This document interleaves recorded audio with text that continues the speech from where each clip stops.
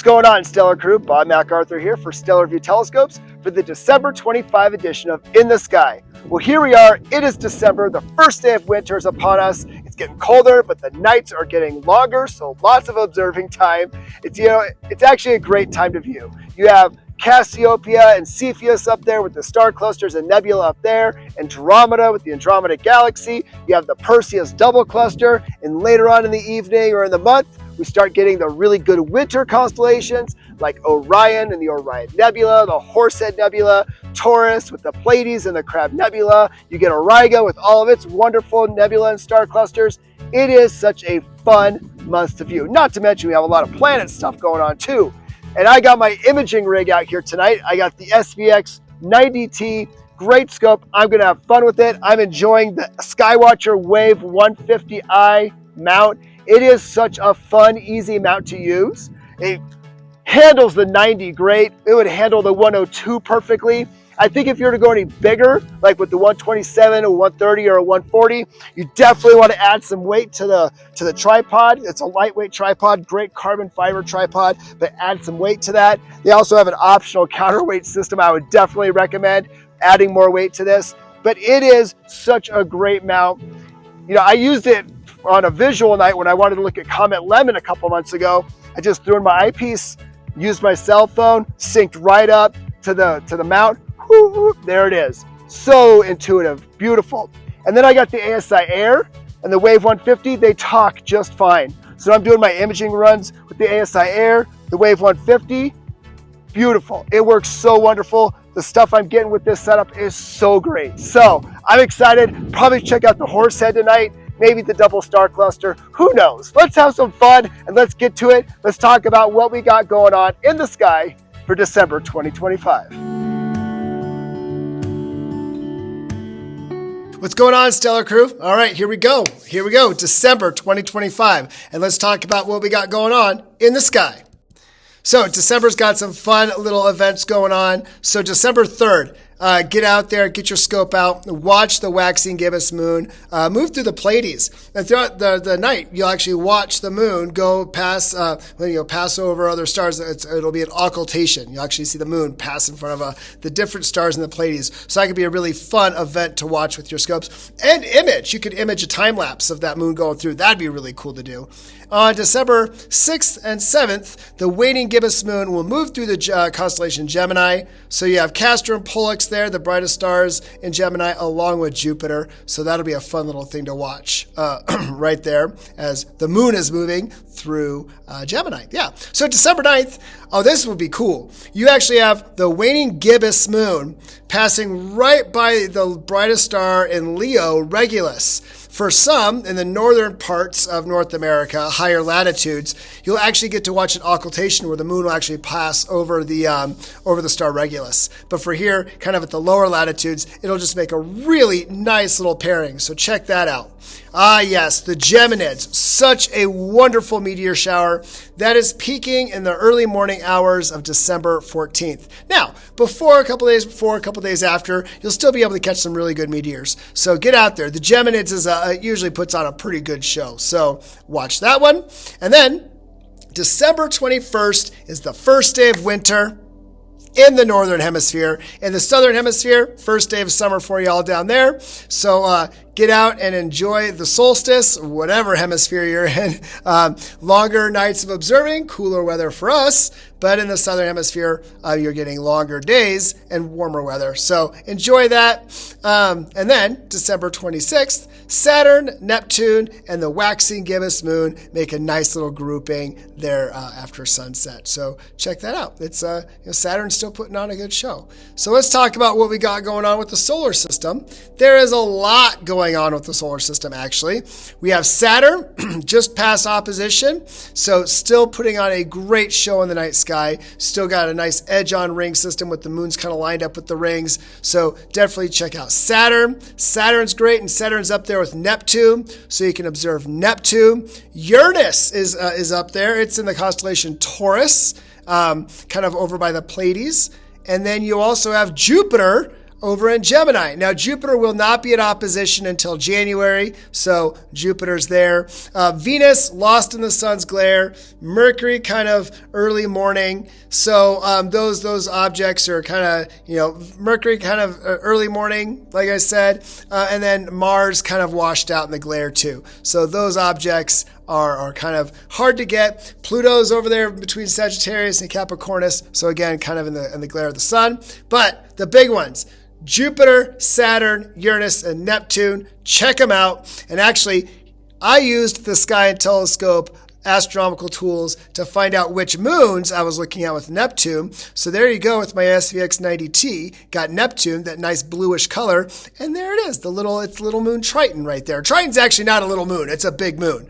Slightly bigger than Pluto, just under 2,000 miles in diameter. So actually a good sized moon. And then you have Uranus with a whole bunch of its moons. You have Umbriel, Ariel, and Oberon, and then Titana, some of Uranus's moons. Fun fact, Uranus's moons are actually named after Shakespearean characters as an homage to England. Since William Herschel discovered Uranus, he wanted to name it George after the king, but that didn't work out, so Uranus is named after the Greek god of the sky, only planet to be named after a Greek god, not a Roman god, so check that one out. That's fun. And then, of course, I had to get Comet 3i Atlas. I know this has been a fun one to talk about, so much craziness about it in social media, but there it is, 3i Atlas, the third interstellar comet that we have discovered. This is with my 90, so I'm going to try and get it with my 152, and you all can get it. When I shot this, it was at the end of November. It was over in the morning sky in Virgo. 3i Atlas is now leaving our solar system, so it's outbound, so check that out. All those websites right there, the Live Sky, Sky Safari, Stellarium, Sky and Telescope astronomical tools, all great, amazing resources.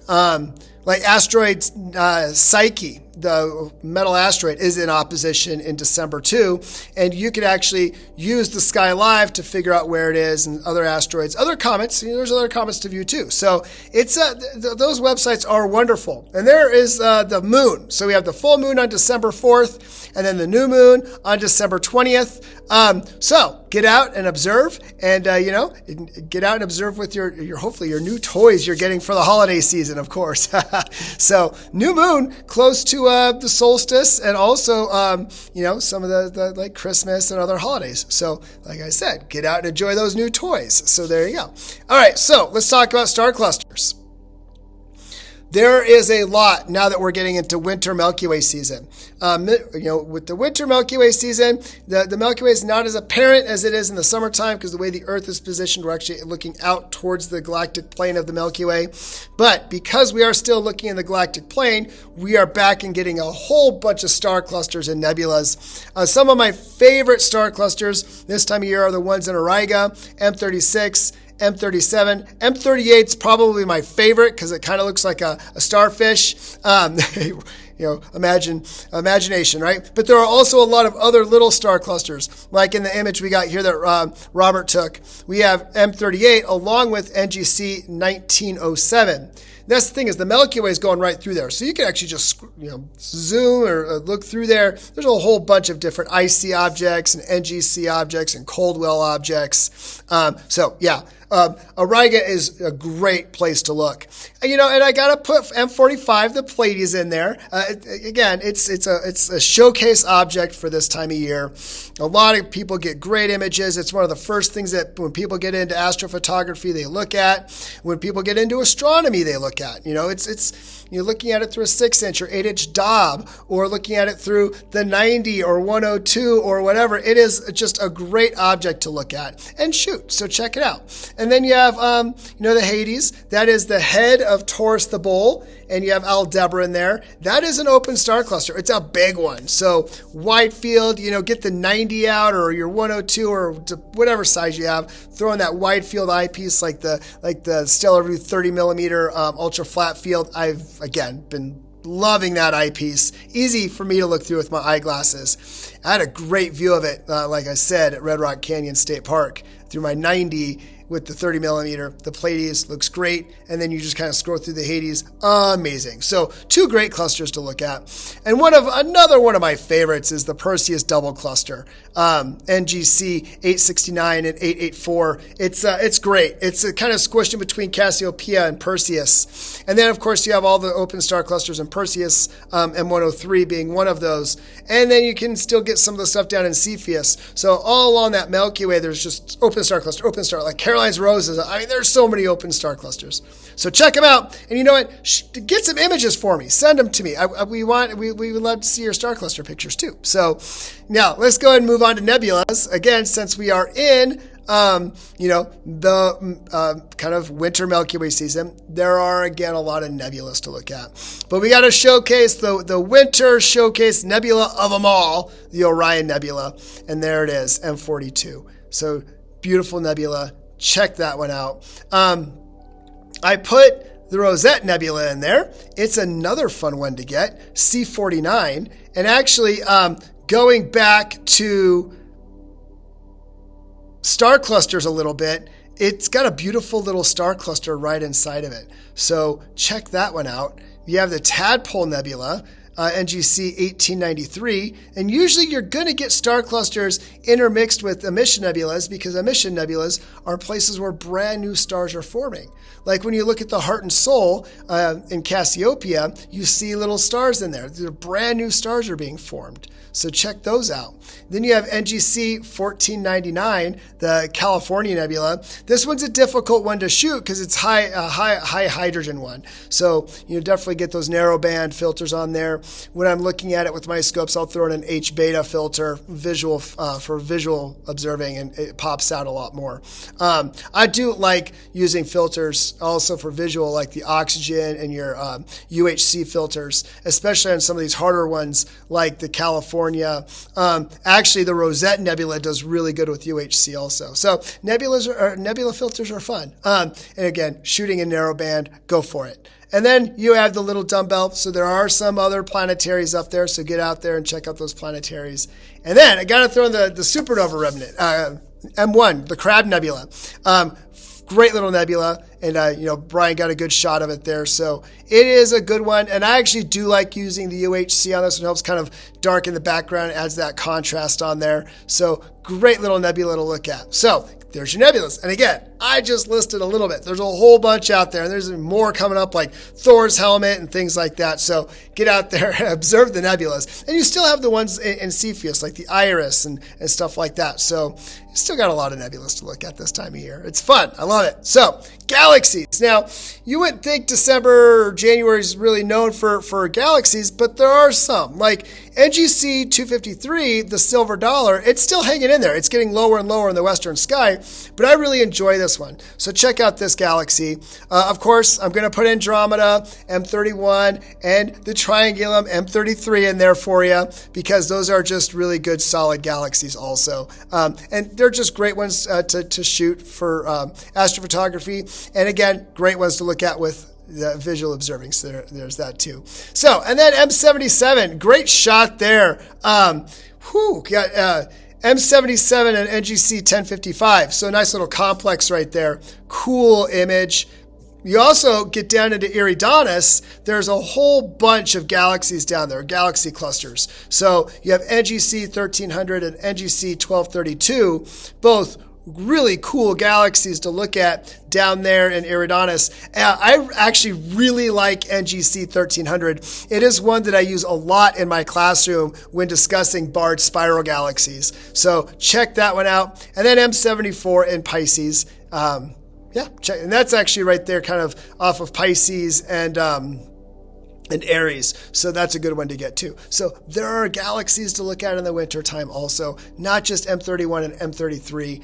I have the Outer Limits galaxy still up there too. So, and this is just a taste. Go down there to Eridanus, look on Sky Safari or Stellarium, and you'll see there's a whole bunch of galaxies that you can just kind of cruise through. So check that out. And of course, as usual, I like to end up with binaries. So here is our 4 binaries for the month. The first one, 118 Tori.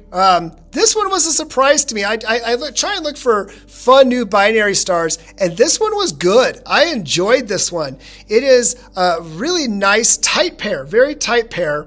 I was able to split it just fine with my 152. You have a brighter bluish white primary, and then the secondary is like a full magnitude fainter and kind of has a yellowish orange color. So that was a really fun new treat to look at. And then got my notes here for binaries. So when I'm out, I try to write stuff down.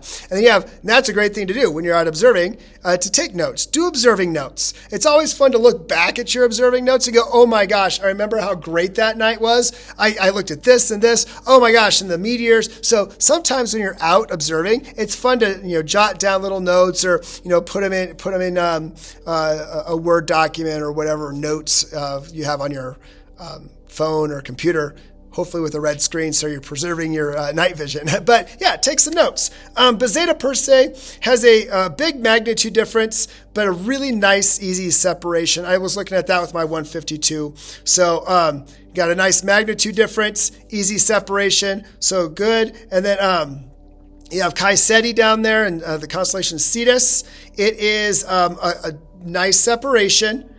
Good magnitude difference. The primary has this yellowish color, and the secondary is a fainter yellow. So you got two yellows with a really nice kind of magnitude difference. So there's that one, and then the head of Orion, Miesa. So this is a close pair with a slight color difference. You have kind of a bluer primary and a fainter blue-white secondary. So I try and get good ones, stuff that's easily separatable, some that'll test your seeing, some with nice magnitude difference, and some with good colors. So try those for, again, let us know what you think. And if you have some binaries that I'm not mentioning, shoot us an email. Shoot Stellarvue an email. Vic will get a kick out of it. And let us know of some of your binaries to look at too. So there we go. Well, it is December. It's cold out there, but the nights are longer, which leads to more observing, which is great. And it's a great time to share our excitement of astronomy with people, with family coming in for the holidays. Get that telescope out. Show them Saturn. Show them the moon. Show them Jupiter. Show them the Orion Nebula, or the Pleiades, or some of these other objects. Show them some of your images. That's the thing about this hobby, is sharing, right? We like to share our excitement for it, and it's just a great time of year to do that. Right now, Stellarvue is running a special with the SVX 90T and SVX 102T with the Skywatcher Wave 150i mount, the one that I had at the beginning of the video. It is truly a good mount. I have always been a grab and go push setup, like the M2C mount. Love that thing. But the Wave 150, man, it talks right with my phone. I can do visual quick with my phone, or again, full astrophotography rig. It is just a great mount. So check that out. Give us a call if you're interested in the Wave 150 with the 90 or the 102. And we'll be happy to set you up with that.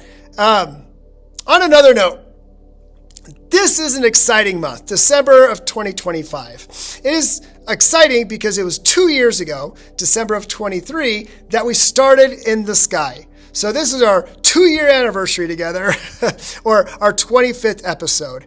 And I just am so lucky to every month being here with you all, sharing my experiences in astronomy, sharing some things to look at in the night sky with you. It's been fun over the 2 years, meeting some of the stellar crew and meeting some of y'all at various star parties or conferences.